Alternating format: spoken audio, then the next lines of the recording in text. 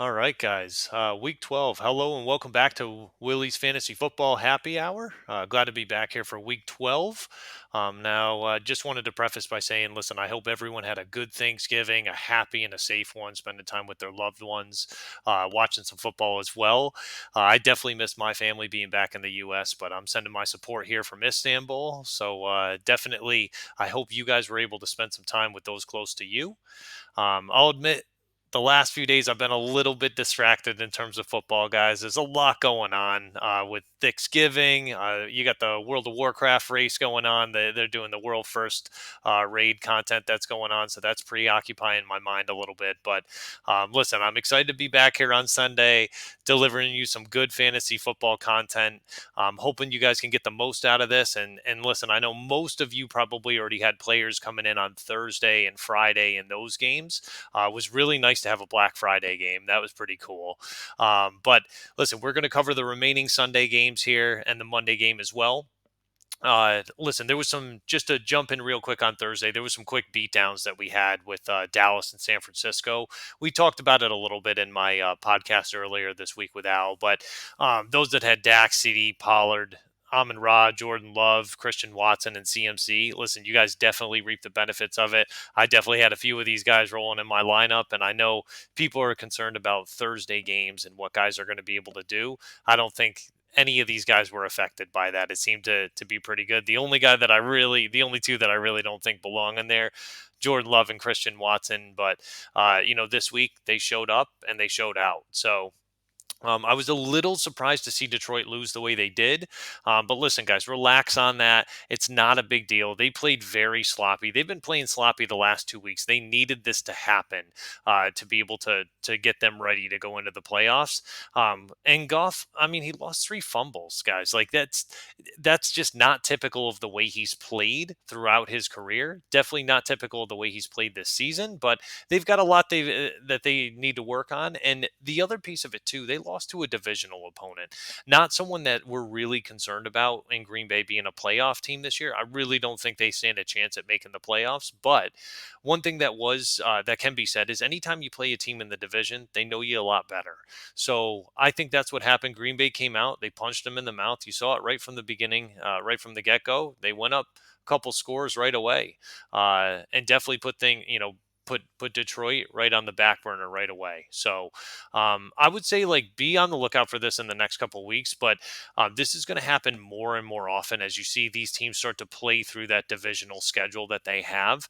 Some teams, I believe, have not played specific teams in their division twice yet, but they may start getting into that this week. So and don't be surprised if you see a team like Philly drop a game to the Giants. Again, we don't want to see that happen, but it will. There are chances of stuff like that happening because you do play those teams tougher. And not to mention the teams that are statistically out of the playoffs now, they're going to be doing everything they can. A lot of those guys are vying for jobs next year. They're going to try to do what they can to be able to show up and show out, and try to make plays against certain teams because they're trying to earn contracts. Don't think that some of these teams that are statistically out of the playoffs can't snag a team off a can't snag a game off a or a win off a playoff team. Uh, t- t- t- uh, Two examples of that, just to be real quick on that: Giants, Cardinals. Those are two that come to mind right away. But Cincinnati now without Burrow, they're still going to play teams tough. Don't think that they can't come in there and actually beat a team playing. Again, Burrow gives them a 100% better chance to be able to win the game, but don't count teams like that out. The Pats, Belichick is still coaching there. I know they're awful and they put together an awful product almost on a weekly basis. They will start to snag games off teams. So be on the lookout for that stuff. Miami and the Jets. Now, I'm just going to be frank with you guys. I don't know what the hell happened in that game. It just, Tua throws two picks and they still win by a ton. I don't know. For me, it doesn't really make sense. I know Aaron Rodgers they're talking about him possibly coming back. That still kind of scares me, especially the way this Jets team has been playing. Now, if they start to fulfill some of those rumors that we've been hearing the last few weeks and that maybe they're going after Devontae Adams in the offseason, they get him on the team, okay. Then they got two bona fide number one receivers on that team. they're going to be able to make some plays, especially with Brees Hall, that defense, all of that stuff. But this year, I just don't see it in the cards for the Jets, and I really think it's a waste to bring Rodgers back. I know there's been a lot of injuries in the AFC, especially the North. It's been decimated with injuries, but I just don't think it's going to be enough. In regards to the Dolphins and stuff, listen, I still don't trust them. I know some people are real high on them, but them losing Jalen Phillips was a big deal. I don't like hearing the people scream turf when that happened. I think if you look at the replay, and again, maybe they're seeing something that I'm not, it looks like his Achilles just popped. I don't think turf or grass would have made a difference in that. It looks like it just popped. That's what happened. But listen, I'm not a doctor. Let those guys figure it out. What I think we should do, let's ride into some of these Week 12 Sunday games that we've got, and we'll touch lastly on the Monday game before we bounce. But I'm going to turbo smash through these guys, so definitely be ready. We've got New Orleans at Atlanta. Now, New Orleans is getting 2 points. The over under on this is 41.5. Some of the injuries to pay attention to on this: Ramsick, he's questionable for the game. Latimer is questionable for New Orleans. In case you guys missed it, Michael Thomas, he suffered a fairly significant knee injury. I was kind of a hater on him before the season and stuff, but he came back. He was playing really well. So, really kind of tough to see him go through something like that because it seems like he had overcome some of those injury concerns, and now he's right back in it. And it's just sad thing to see for a guy that just can't stay healthy. Heineke, he is going to be active today, and then you've got Young Ho Koo.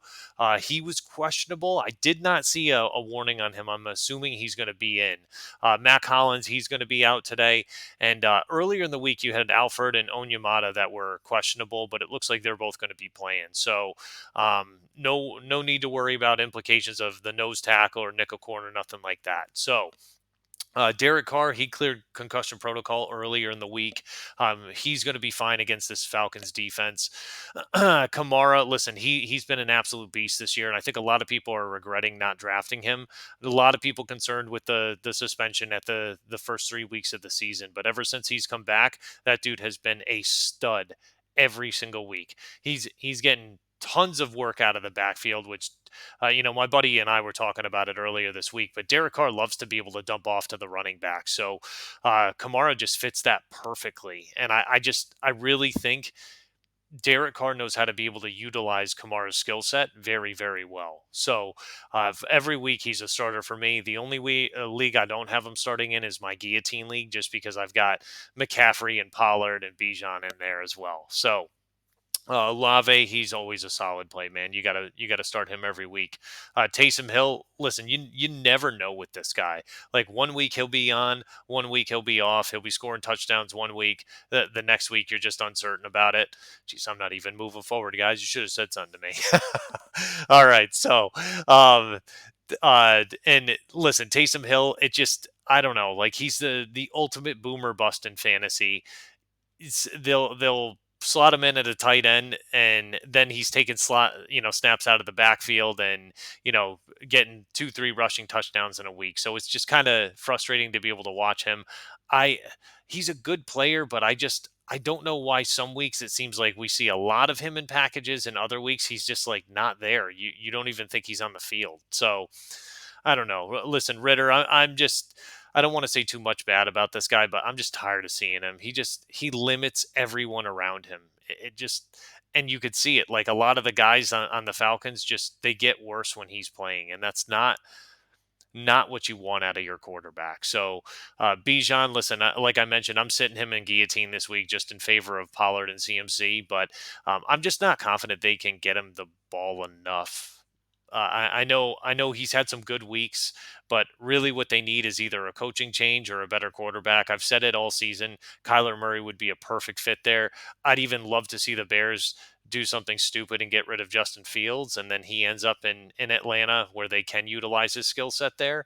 Especially with him on that team, I think they could actually be pretty good, and I think they play good enough defense there that they could win quite a few games. So I think they instantly become one of the favorites in the NFC South if Fields ends up going there. But Pitts in London. Listen, I just don't have, I don't have faith in either one of them. Not with how bad Ritter is. I just don't. I'm not confident he can get him the ball.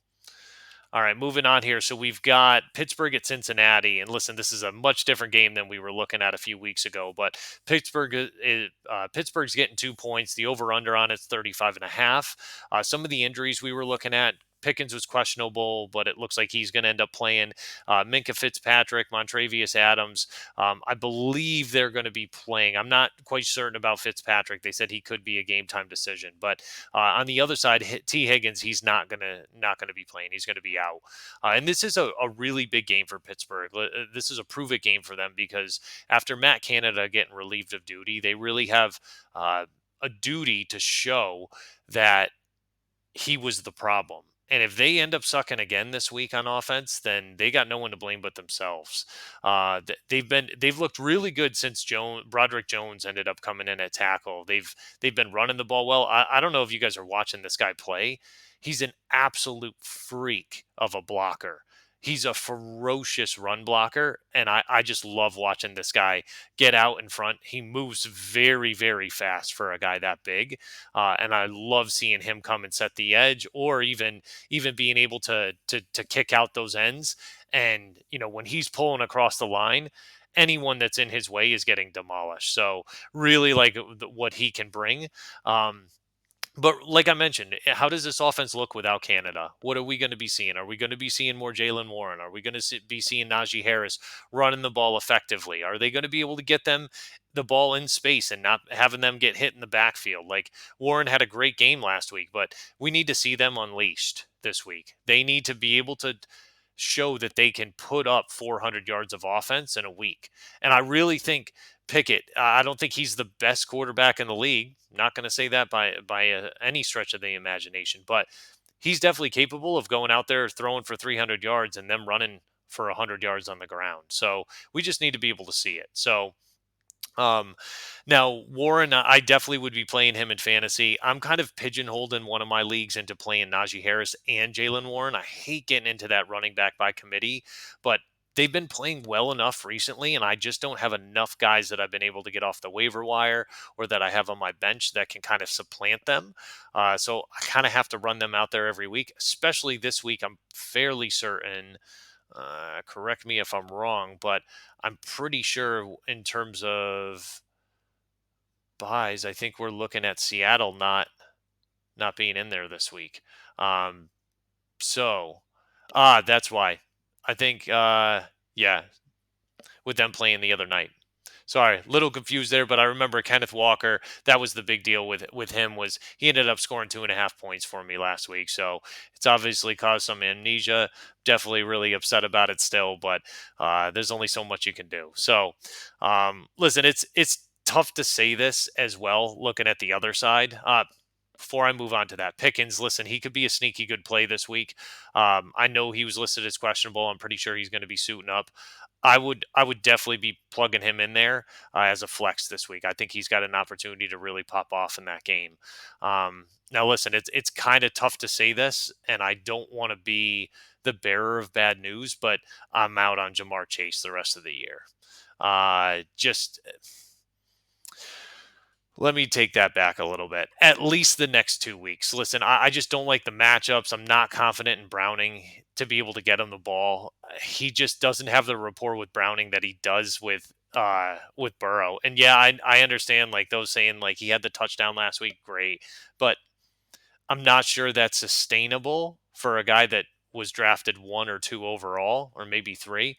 Like it's just not. So I'm out on him. I'm looking elsewhere, and there's enough guys in terms of receivers that I can get off the waiver wire that give me a better shot than him, especially this week. So Joe Mixon, listen, I'm scared to play him as well, but if you need to, you have to, right? Like you get backed into decisions, especially with running backs due to injuries, all sorts of stuff like that, where you end up having to play these guys. So if you find your back against the corner, I mean, I don't think Mixon's a terrible start, but it depends also who you have on your team or who you could get out there. Listen, Pittsburgh should win this game, especially with Joe Burrow not at the helm. But let's see what this team looks like without Canada. I really want to see that. So. All right, moving on. We've got Carolina at Tennessee here. Now, Tennessee's getting 3.5. The over-under's 36.5 on this. Some of the injuries to look out for: Hayden Hurst, he's going to be out. Traylon Burks is out as well. Andre Dillard, I believe he's going to be healthy enough to play, which is definitely very beneficial for Tennessee. They need him on that line. So this one just doesn't feel good to talk about, right? Like, I feel like these are teams that I just don't enjoy discussing because a lot of them just don't have fantasy relevant guys. I mean, Levis looked like a guy a few weeks ago and just really hasn't since. He's had two real bad games against Pittsburgh and Tampa Bay. I mean, the stats looked good against Jacksonville, but they got smashed in the game. A lot of that was garbage time play. Hopkins, listen, he's a great receiver. He really is, but I just don't trust him right now with the way Levis is playing. Some weeks he'll get the ball to him, but look at the last 4 weeks and what he's done. He really hasn't been that impressive. So Henry is the only person I'd play in this entire matchup right now. Now, I think Derrick Henry, and the reason being, like, and you could feel it. Open up the window outside; it's starting to get cold. This is when that guy starts to play well. Like, people do not want to hit him, and he loves to incite contact. He really does. This is the time of year that Derrick Henry starts to come alive, and I definitely think he starts against this Carolina team. They got ripped up last week against Dallas. I definitely think they've got a chance. Tennessee has a chance to be able to run the ball very well against them. Um, Listen, Tennessee plays people tough. Like, this shouldn't be a matchup that Carolina can win, but I wouldn't be surprised if they force Levis into like making multiple turnovers and it just gets ugly real fast and they steal the game from him. Uh, like I mentioned, there's really not many fantasy relevant players. Henry, I would be trotting out there, but definitely the only way I'd be throwing Hopkins out there is in a deeper league. And I hope you don't get pigeonholed into that. All right, let's see. So we've got Tampa Bay at Indy. So Indy's getting 2.5 this game. The over-under is 44.5. Godwin, he's questionable. Levante David, I think Godwin got cleared though, so I think he'll be out there. Levante David, I believe he's questionable. They said he could be a game time decision. And Brent's, I know for Indy, he was going to be questionable as well, which has a big bearing on what they're able to do against Tampa Bay. Now, listen, Tampa Bay got smacked around last week. It's been tough for them since that devastating loss with Houston. It's just I know they beat Tennessee. Tennessee's not good. We just talked about them. I just think it's time for them to pay back some of that pain that they endured with that Houston and the San Francisco loss as well. They just got absolutely beat up and their heart stolen. So I think it's time that they're going to come back. And I expect really big games this week from Evans and Godwin. Baker, listen, he's going to be able to throw against this Indy secondary. Everyone seems to be able to. I don't see a reason why he can't. Um, Indy, listen, they're going to stick with running the ball because that's really what they're able to do. It's going to be tough against this Tampa Bay defense, though.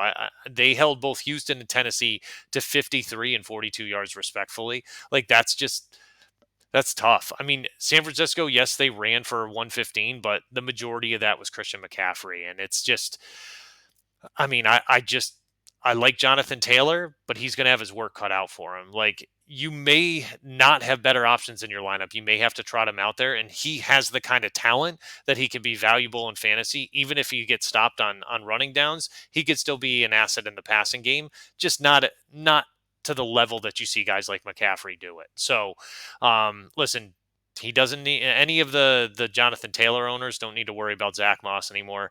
He's no longer playing. It's just it's the Jonathan Taylor show now, at least for the foreseeable future.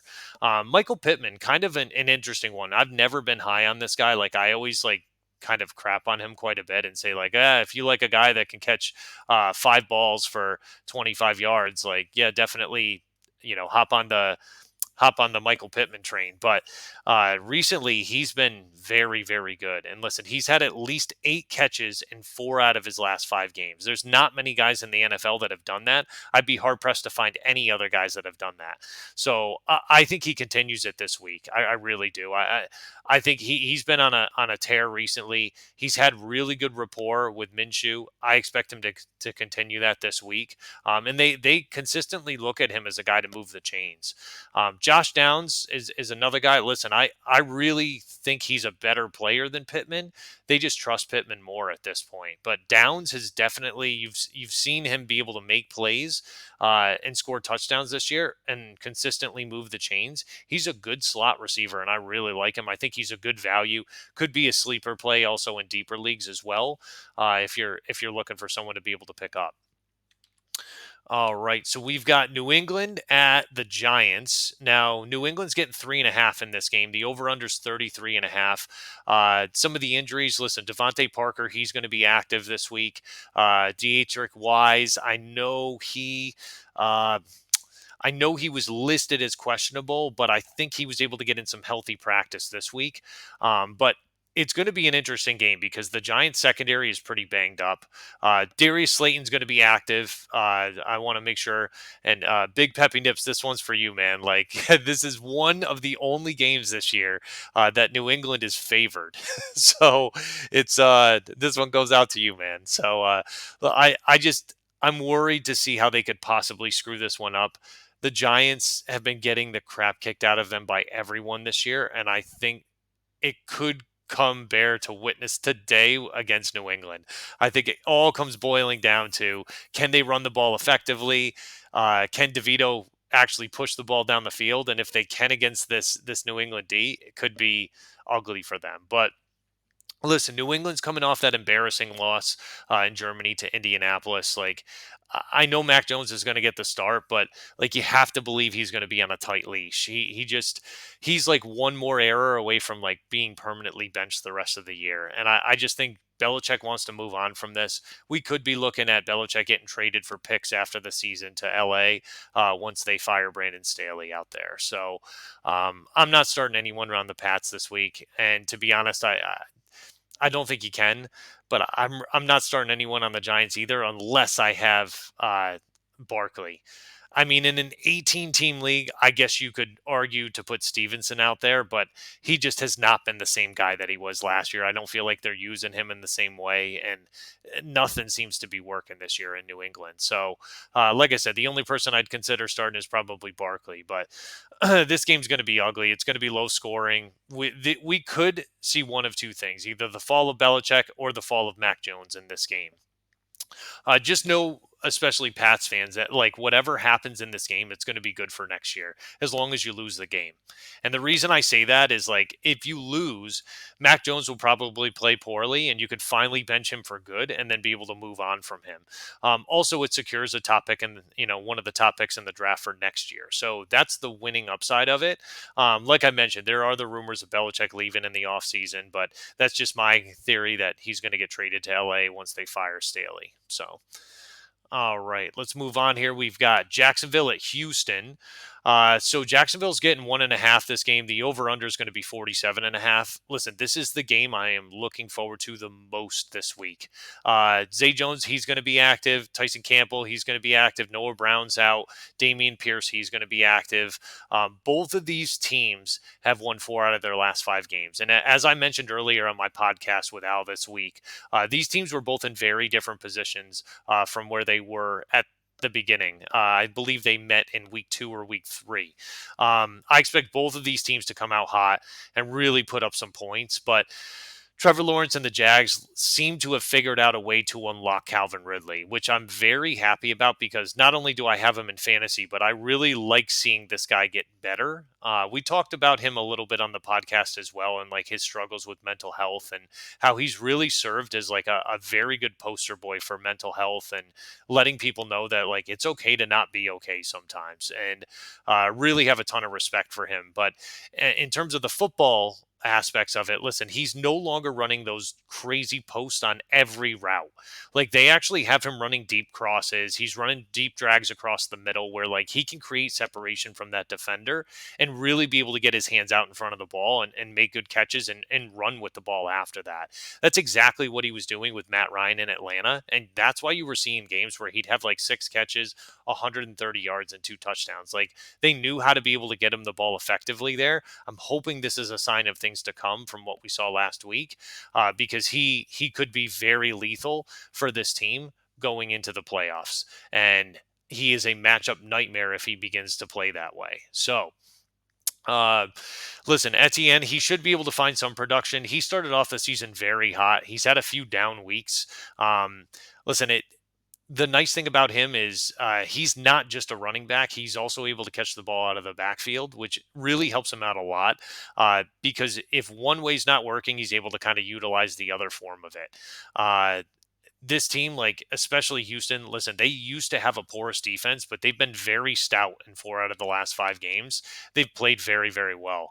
Oh yes, they're Vasharian, Big Peppy Nips. I appreciate it, man. I'm so glad that you guys joined. Thank you so much. Ah, so listen, I lost track of where I was going there, but listen, Houston, they've been very stout in terms of run defense 4 out of the last 5 games, and I think they should be able to kind of contain Etienne in terms of running the ball in this Jacksonville rushing offense. So, but let's talk about the guy I really want to talk about, and that's C.J. Stroud. Listen, I've got a ton of faith in him, just as a player, as a person. Like he's been incredible since he's gotten into the league, and he really does a very good job of elevating those around him. Like, look at all these guys around him. Tank Dell, too small to play in the NFL. He's made him a very good player. I mean, Tank Dell's put in work too, but like he's elevated his game. Nico Collins. Really, Brandon Cooks was like, I want the hell out of here. I don't want to play here anymore. They trade him to Dallas. Nico Collins is the default number one at that point. Really, Nico Collins was towards the end of last year, but now he's got a quarterback that actually can get him the ball and make him look like an actual number one receiver. Dalton Schultz. Oh yeah, like okay, Dallas isn't going to re-sign him. He goes to Houston. He's been playing his butt off the last few weeks, and like C.J. Stroud, as he's come into his own, has just made all of these guys better. So it's an interesting thing. Like Pats fans used to feel this about Brady. I used to feel this when I'd watch Peyton Manning. That like no matter what the score was, I always felt like we had a chance to come back, and both Pats fans and Colts fans know that feeling when your quarterback is able to lead them back and into that dramatic come from behind victory, and like how emotionally satisfying and gratifying that is. CJ Stroud is that guy, and he's done it many times this year, which is it feels very good for the Houston fans because they haven't had a lot to be proud of.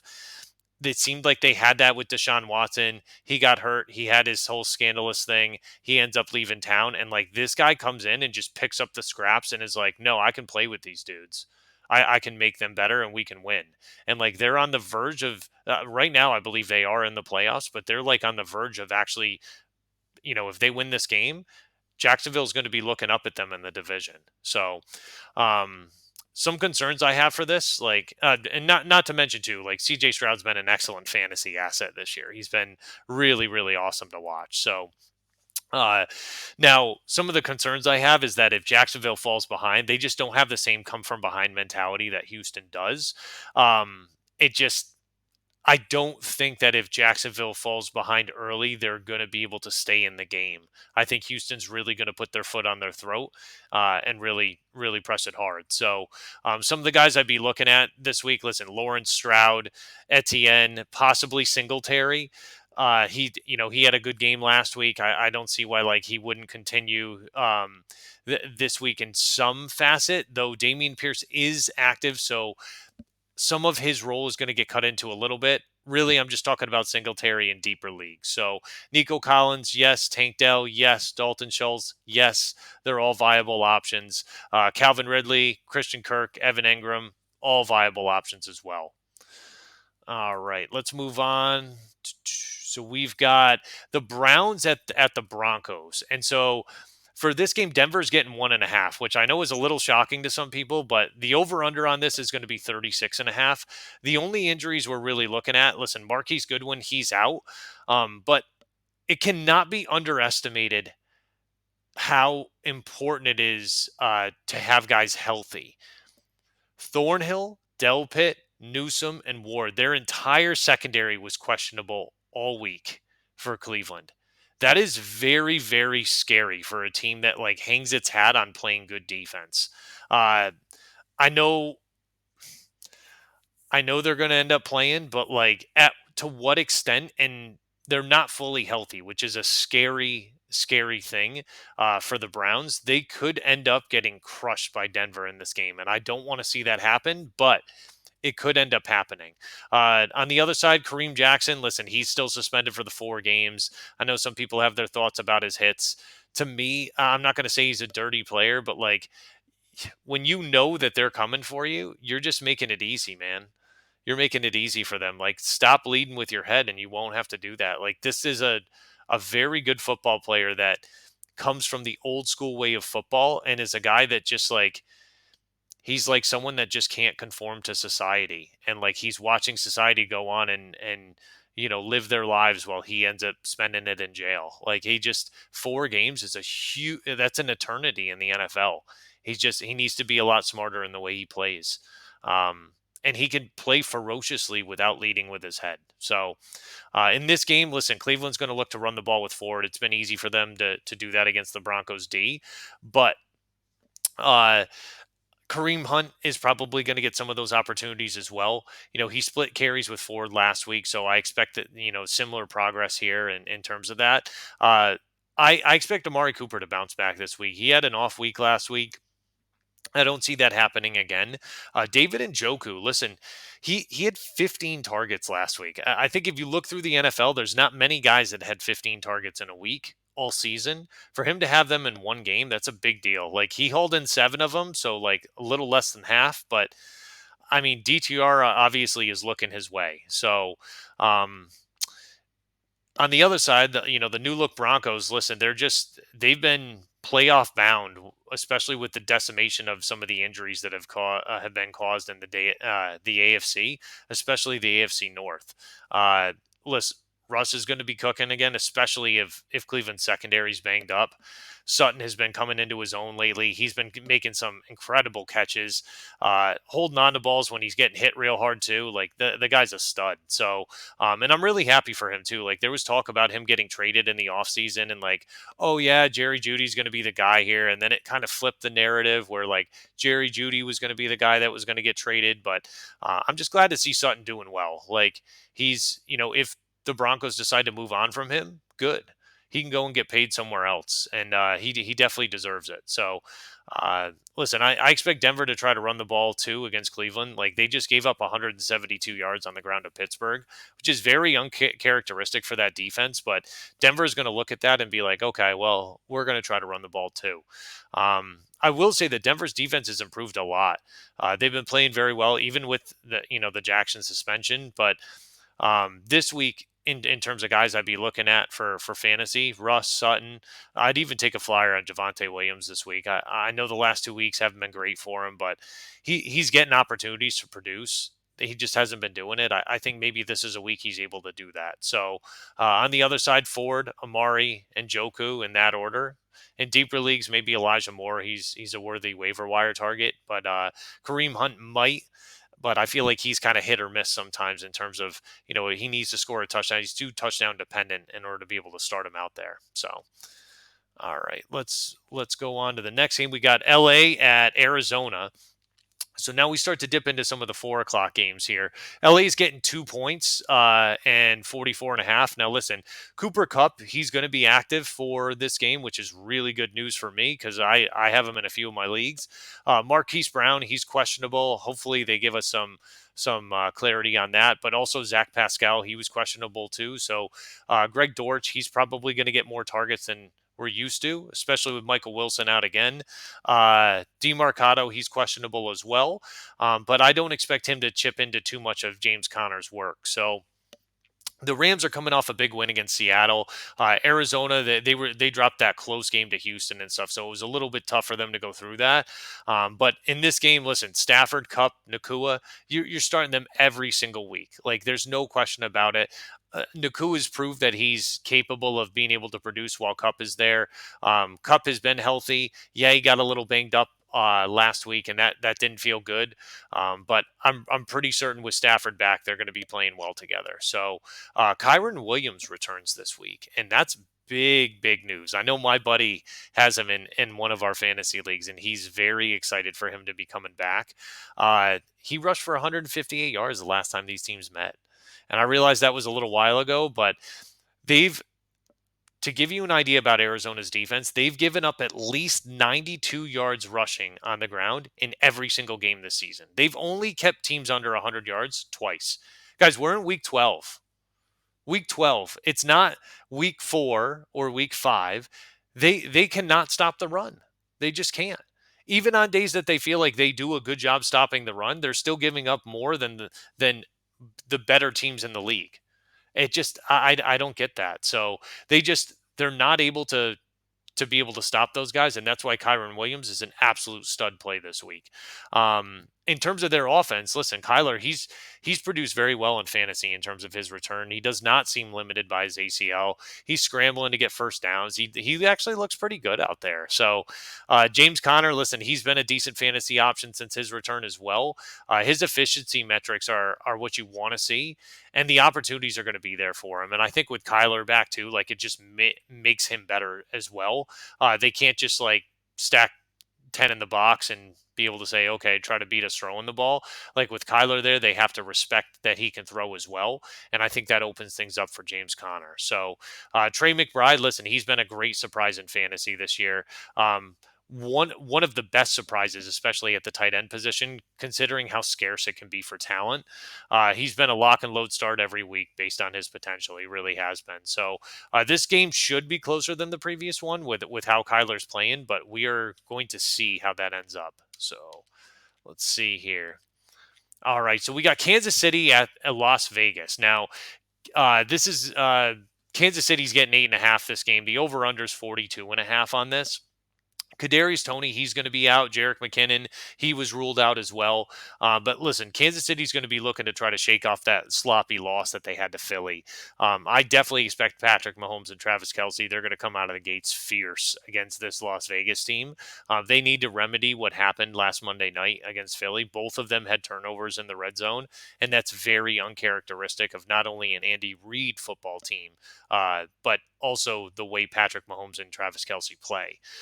So I expect big games from both of them, and I need it in my guillotine league from both of them too. So Isaiah Pacheco, listen, I know he's been playing better. I'm just still not quite sold on him. Like my buddy Al and I talked about this on the podcast, and I know some of the efficiency metrics are favorable. I get that piece of it, but I just don't trust him as a 20 carry running back in the winter months. I really don't. I honestly think that idea of like 20 carries for a running back is going by the wayside. You're starting to see Spears in Tennessee alongside Henry. You're seeing Ty Chandler and with Alexander Madison. You're seeing like in Baltimore what they're able to do with two running backs. Cleveland's running two running backs most of the time. Like it just the days of like letting a guy run it 25 times. I'm not going to say they're over, but they're just limited. So I just think I like Isaiah Pacheco when he's like a thunder and lightning type back. I really do. I just don't think the way he is now. Like, I'd love to see him, and I don't think he's nearly the athlete that Chris Johnson was, but I'd love to see him in that kind of setup with like Chris Johnson, Lendell White, like that type of thunder and lightning type. But they need a big back to come in there to be able to do that with, and they just don't have it. Like they've got Jerick McKinnon, but he's tiny. He's like Isaiah Pacheco 2.0, like I think he's got better hands than Pacheco by a long shot. So I don't know. I'd really like to see them mix it up a little bit, but I do trust this defense though. Listen, they let their foot off the gas in that Philly game, but Jalen Hurts is also that dude. Like he really is, man. Like I expect them to really bring it in this game. And I expect that defense to get to Aiden O'Connell early and often. Listen, if you may have to start Jacobs, even though it's not favorable, but Devontae, like you're starting him no matter what. Like he is the mismatch, guys. You have to start him every single week. Doesn't matter who they're playing. That's why you drafted him with probably a first or second round pick. Like you start him every single game, no matter what. Jacoby Myers, listen, he could be a deeper start in some deeper leagues, but I'm skeptical like what this offense can do with against this Chiefs defense. I really am. Okay, let's move on here. So we've got Buffalo at Philly. We've got to move on here because we only got 5 minutes till kickoff. So Philly gets 3 points and the over-under is 48.5. I think this spread could be higher towards Philly. I really do. But maybe the Bills get back on track this game. listen, Philly must be feeling good after the beating of the Super Bowl champs, but they're just gonna. I don't know. I just I don't know. Like they played that game close. They didn't play well in the first half, but they showed in the second half that they could play very well. Um, I don't think like the Bills are going to be able to do much in this game against them. Like I I know people are happy about the way the Bills played last week, and I get that, but like the Bills haven't played well in over a month. Like I'm not ready to believe in a team that had one good win in the last month. I'm just not. Like they've got to go out and prove it. And if they can beat Philly, then I'll say okay, like yeah, they beat a good team. But I just don't see it happening. Some of the injuries, listen, Dallas Goddard's out. Um, I think that's it for basically injuries. But Josh Allen, listen, he looked good last week. He needs to continue that. Like you could throw against Philly, you definitely can, but he better not hold on to the ball too long. Like Jalen Carter is going to smoke this dude. Like, and I don't want to see that happen. They're going to have to be able to get the ball out quickly, and they're going to have to run the ball well too. So James Cook, you got to do your part. I'm just not sure he's going to be able to do much against this Philly defense. This front seven is stacked. Stephon Diggs, Dalton Kincaid, listen, you guys got to show up. And they're going to have to hang in there for this team to be able to be successful. Gabe Davis, listen, I'm out on you, dude. I've been kicking myself all year for drafting you. I'm over your your shit. So Jalen Hurts, listen, he's going to continue dominating as he has all year. Like he's just so good. Like he can beat you on the with his feet. He can beat you with his arm. It's just he's awesome to watch. Like another guy, very much like C.J. Stroud. Like he's done it at a higher level than Stroud has. But like another guy that I just love his story. I feel like no matter what the odds are, he can always come back. So um, I really think that we're looking at another year with them in the NFC Championship game against San Francisco. So DeAndre Swift, listen, might not be able to rush as well as we thought against this Bills defense. Like they've been better against the run recently, but he could definitely catch the ball out of the backfield too. Philly just doesn't go to that often, and especially not for him. It's more Kenneth Gainwell that gets that. But in this game, I expect AJ Brown to bounce back in a big way. Like he had one catch for 8 yards last week. I expect an absolute monster game from him this week. Devonta Smith, listen, he could pop off as well, but I just don't see him doing it against. Doing it at a higher level than AJ Brown this week. All right, so we got Baltimore at LA. Baltimore's getting 3 points. Some of the injuries: OBJ, Zay Flowers, Marlon Humphreys, they're all questionable. For LA, listen, Bosa hit the IR. That was really sad to see him on the cart. Just not a fun thing to go through. But the storyline for this game for me is going to be like, how does Baltimore respond without Mark Andrews now? And listen, Lamar Jackson, he needs to step up and play better than he has all year. He's going to have to carry this team big time now, which means limiting the turnovers, not throwing any picks. Like they can't afford to make mistakes. They've lost their best weapon on offense besides Lamar. I don't know how they're going to be able to compete like that, but it's as if Kansas City lost Travis Kelsey. But though, if Kansas City lost Travis Kelsey this year for the season, they'd be in worse shape because they just don't have any receivers at all. Baltimore has receivers, but they're banged up. So Gus Edwards, listen, he needs to continue running the ball well. Keaton Mitchell's been a sneaky flex play. I'm just not certain he's 100% schemed into it yet, into every game. So keep watching him. He may be a waiver wire snag that you may be looking at. Justin Herbert, listen, he's a must start every week, especially considering that they're playing from behind almost every week, or playing competitively in the middle of games. He's always throwing the ball. So Keenan Allen, listen, I'm so happy I drafted this dude this year. He's an absolute dog. Austin Eckler, he's been playing better the last few weeks, but listen, just not what we expected based on the last 2 seasons. Hoping he can turn it around this year and maybe get paid by somebody. If not, come back to LA on a big contract. But Quentin Johnson, listen, he's starting to get more incorporated, but he's just not fantasy reliable yet. So last game we've got Chicago at Minnesota. Minnesota's getting 3 points. Some of the injuries, listen, Jefferson's not going to be back this week. He's not going to be activated for Monday's game. Foreman's questionable. But I don't think it's going to matter much, especially with Herbert being the starter there. Justin Fields, listen, he played very well last week. Surprised a lot of people the way he played against Detroit. I'm just not sure he's going to do the same against this Vikings team that is very hot. Yes, I know they lost to Denver last week, but I think they're going to shake that off pretty quickly. Listen, Herbert, I'd lean away from this week. The Vikings, they've been good against the run the last month. I mean, they really have been limiting running backs. So I'd if I had to make a start for the Chicago, I'd be looking at Fields, DJ Moore. DJ Moore's their best playmaker outside of Fields. Cole Kmet could be sneaky too because Fields always seems to like him. Listen, Dobbs for the Vikings, he's been awesome. Like he's been a great fantasy start every week, but not to mention he's been a stud for this team, like a real bona fide leader to be able to step in for Cousins and play very well. I expect Madison and Chandler to pop off, especially against this Bears defense. Like they run the ball well. We're gonna see Chandler. Like I want to see more of him. He's explosive. He's a lot of fun to watch. So, and Madison, like glad to see he's back and running the ball well.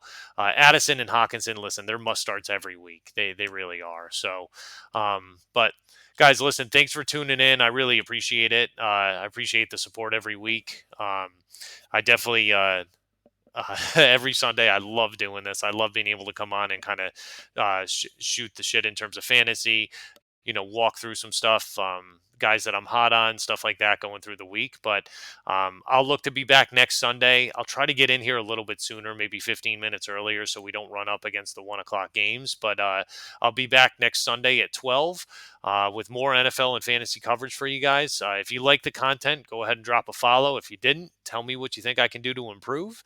I've got some nice stuff. I'm going to be heading home in January, so I got some good ways that I'm going to be able to improve the show, kind of step it up and kick it up a notch for you guys, which is going to be nice. So, any questions, you can catch more of my content on YouTube and ask me, any questions on Twitter at Willie Creamin FF. Good luck to everyone today in fantasy, and I really appreciate it again. Peace out.